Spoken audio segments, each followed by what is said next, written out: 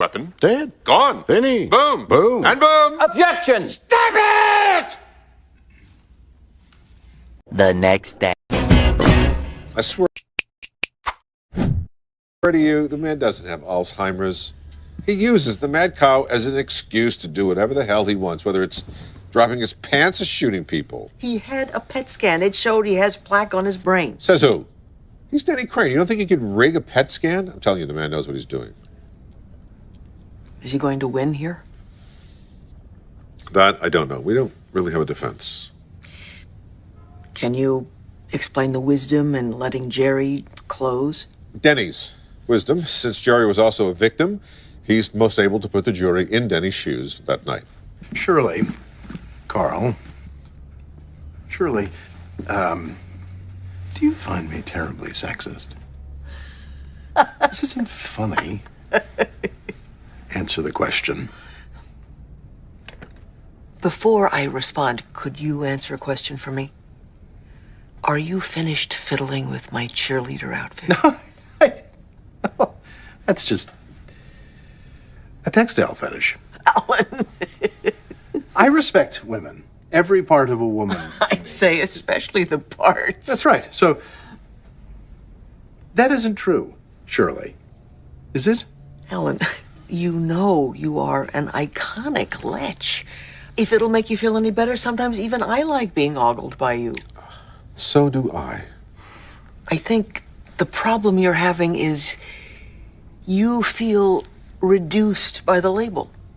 You're not a simple man. You're extremely complicated, brilliant, funny, profoundly layered, but fundamentally you are an incorrigible, irrepressible dog with a textile fetish. I love this place. 2,000 years later. Jerry, you have to get up now.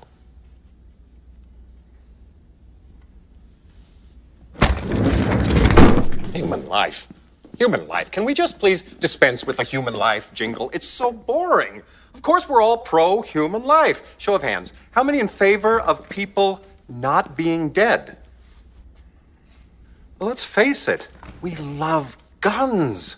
Go to the movies, for Pete's sake. Turn on your TV. We're a pistol-toting, gun-loving people. Remember, we started this country with the shot heard round the world, not legislation. Am I right?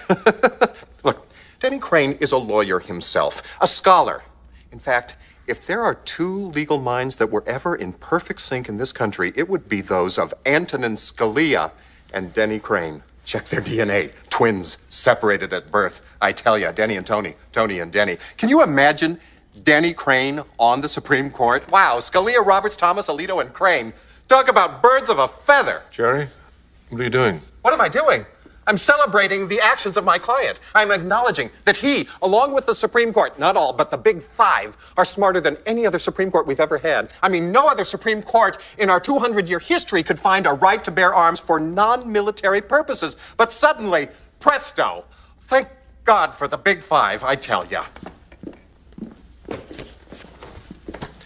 A well-regulated militia being necessary to the security of a free state, the right of the people to keep and bear arms shall not be infringed. It turns out the trick is to just ignore the first 13 words. Home free.